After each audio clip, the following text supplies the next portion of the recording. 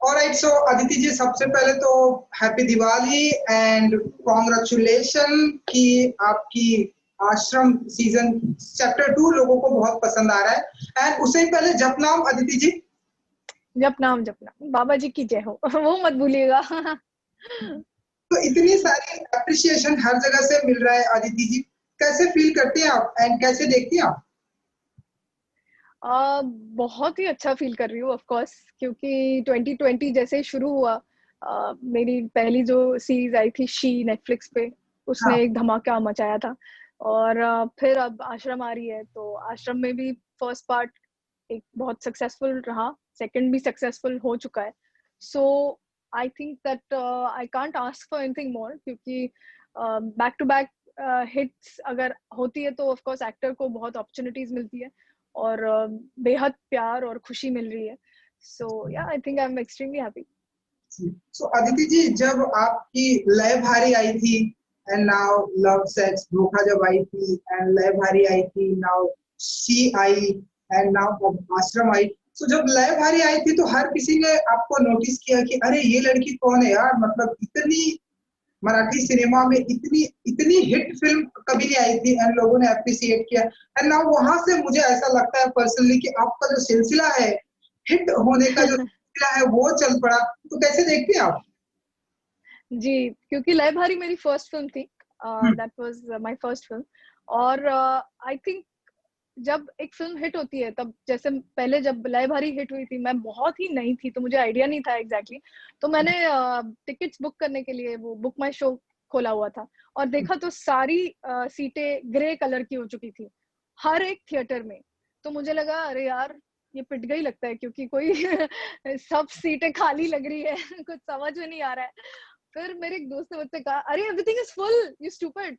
And I was like everything is full, impossible, you know, first day पे कैसे हो सकता है, मतलब हर एक थिएटर में, मतलब चाहे वो मल्टीप्लेक्स हो या शान हो या जो भी हो। तो फिर मुझे समझ आया यार, मेरे दोस्त ने मुझसे कहा यार टिकट नहीं मिल रही तेरी फिल्म की। और मैंने, क्योंकि मैंने सबसे कह रखा था कि तुमने फर्स्ट डे फर्स्ट शो देखना ही होगा मेरे लिए। और जैसे जैसे वो हम आगे बढ़ते गए, एक हफ्ता, 2 हफ्ता, 3 हफ्ते, 4 हफ्ते, वो 3 महीने चली फिल्म। और हम सब ऐसे हो गए थे कि oh God, this is called something, you know, कि आप जब थिएटर में जाओ, जो मैं आजकल मिस करती हूँ, लोग सीटी मार रहे हैं और you know they enjoying your performance. So जब मैंने रितेश देशमुख को मार डाला ऐसे दिखाया गया था, किरदार ने मार डाला करके, तो बहुत से लोगों का गुस्सा था कि तुमने रितेश को मारा, हम उनके उसके फैंस हैं। So you know it was too much fun. और मुझे ऐसा लगता है कि मैंने डिसाइड कर लिया है अब, हर जो कुछ करूंगी उसे हिट ही करूंगी शायद। आई think that is what is happening.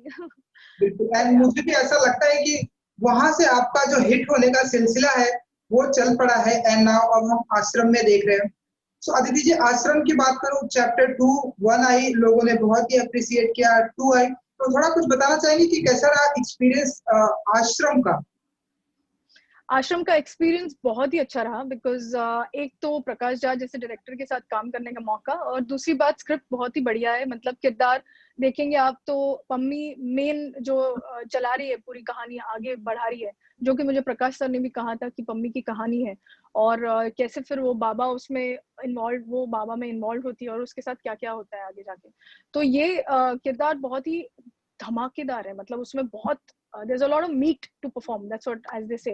मतलब उसको आप अगर टॉस करो, लिफ्ट करो, स्मैश करो, कहीं से भी तुम्हें परफॉर्मेंस का एक स्पॉट नजर आएगा। तो वो करते करते मुझे समझ आया या कि एक पॉइंट आया था जब मुझे लगा अब बहुत हो गया, इमोशनल मेरा ब्रेकडाउन हो गया कैरेक्टर का, मतलब। और अब क्या होगा पम्मी के साथ, यू नो, जैसे जैसे हम आगे शूट भी कर रहे थे, और जो जो सीन्स मैंने किए, स्पेशली जब मेरा भाई मरता है, लास्ट जो सीन था, एक तो हाँ। ठंड थी, बहुत ज्यादा ठंड थी वहां पे, और वो ठंड में शूट करो, और वो भी ऐसे सीन शूट करो, हे भगवान। उनको ऐसा होता था कि यार करना तो है पर यू नो हो भी नहीं रहा है मुझसे। पर वो जब खत्म हुआ उस दिन से मुझे लगने लगा अरे यार ये तो और चलना चाहिए था, ये खत्म क्यों हुआ। बिकॉज वो बहुत प्रभावशाली था मेरे लिए भी और ऑडियंस के लिए भी। और आई थिंक आगे देखते हैं क्या होता है, अगर आगे वो आगे सीजन्स कर रहे हैं तो बहुत मजा आएगा। आई विश कि आगे कंटिन्यू होगा एंड सीजन 2 भी जल्दी आएगा, क्योंकि जिस तरह से अभी तो स्टोरी ऐसा लग रहा है अभी स्टोरी तो चल रही है। सो जी।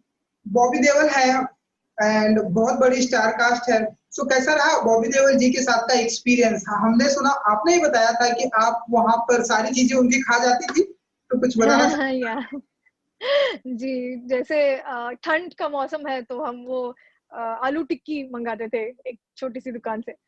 तो मैं बहुत ज़्यादा खाना खा सकती हूँ, लोगों को ये पता है, जो लोग मुझे जानते हैं, और मेरा वज़न नहीं बढ़ता है, बिल्कुल भी नहीं बढ़ता। सो मैंने एक बार उनकी लिट्टी चोखा एक डिश है वहाँ की, आई थिंक यूपी साइड की। हाँ। तो जभी भी हाँ, हमारे एक राजू भैया थे, वो ले आते थे लिट्टी चोखा, और मैंने एक एक बार मैंने सोचा ये सारा मेरे लिए है, क्योंकि वो काफ़ी मतलब रेगुलर था, पर मेरे लिए कम था, तो मैंने वो सारा खा लिया। और बाद में मुझे पता चला कि ये बॉबी सर का भी था, जो क्योंकि हमारा रूम अगल-बगल में था, तो वो छोड़ गए थे वहाँ पे टेबल पे। तो मैंने सारा खत्म कर दिया, और तब बॉबी सर बाहर आए after pack up, and he said, "अरे where is my litti chokha?" I said, "oh, was that for you? Because I ate it." मैंने उस दिन तो खाया, मैंने अगले 2 दिन भी खाया। तो एक पॉइंट के बाद उन्होंने अभी कहा कि प्लीज़ पम्मी से मेरा खाना दूर रखो, क्योंकि पम्मी मेरा पूरा खाना खा जाती है। तो जी। ये सब छोटी-छोटी बहुत मज़ेदार चीज़ें हुई थी वहाँ पे सेट पे। So yeah I mean very exciting. जी।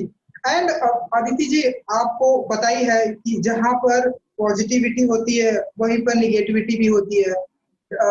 जब ये आश्रम आई तभी कुछ एक कम्युनिटीज का कहना है कि हम इसे रिलीज नहीं होने देंगे, हम इसे, ये बाबा धर्म गुरु इन सभी के खिलाफ है। एंड नाउ फाइनली हमने देखा कि रिलीज हो चुकी है चैप्टर 2 एंड लोगों को बहुत पसंद आई। ऐसे लोगों को कुछ कहना चाहेंगे अदिति जी जो कहते हैं कि हम इसे रिलीज नहीं होने देंगे, हमारे धर्म के खिलाफ है, बाबा के खिलाफ है? नहीं, मुझे लगता है कि एक तो मैं इन सब चीज़ों में विश्वास नहीं रखती हूँ, तो मैं कमेंट करने के लिए सही इंसान नहीं हूँ।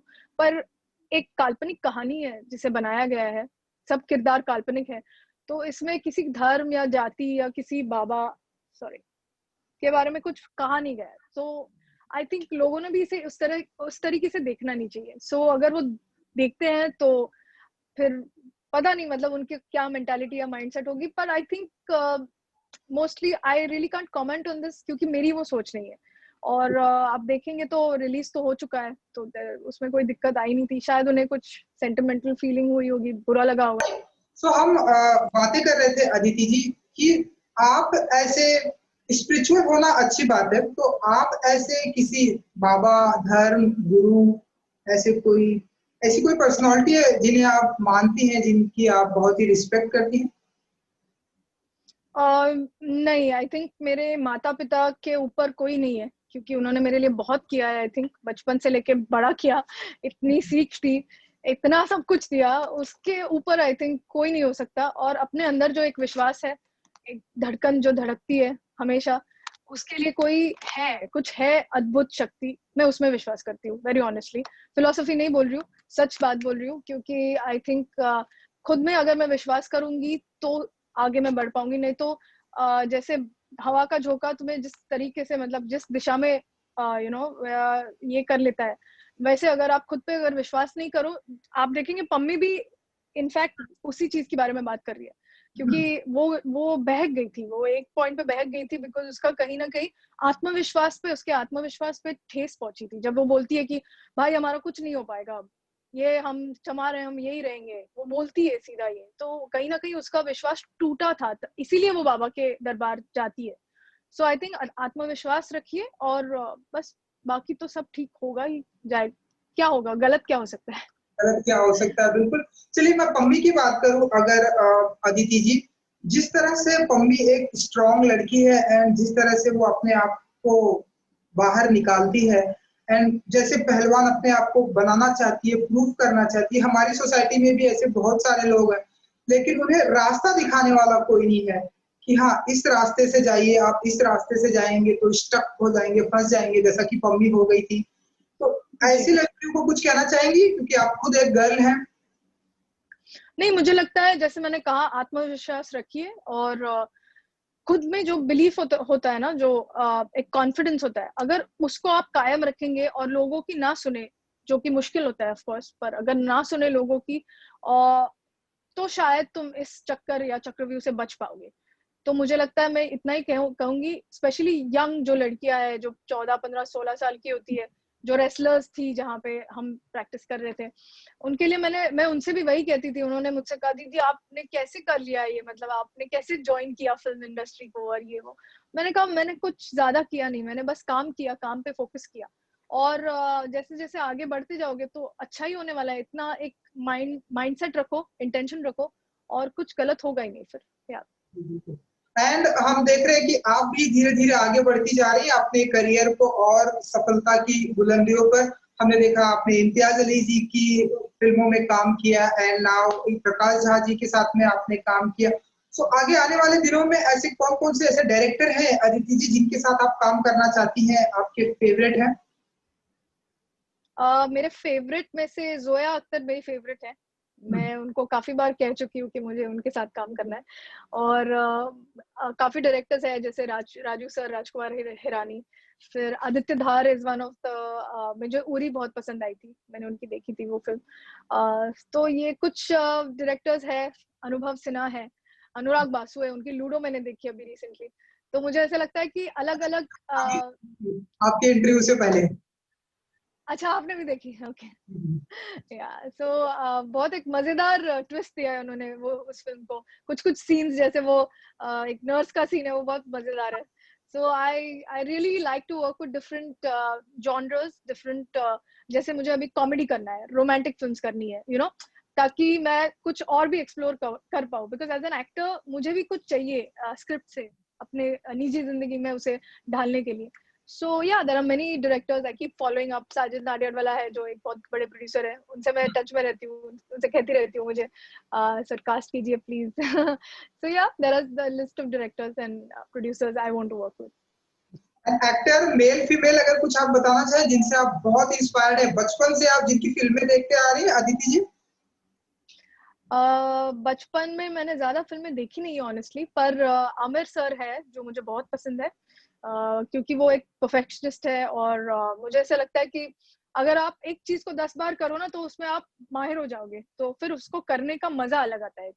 तो वैसे आमिर सर है, तो वो है। फिर विद्या बालन है जो मुझे बहुत पसंद है, and Tabu is somebody I really admire.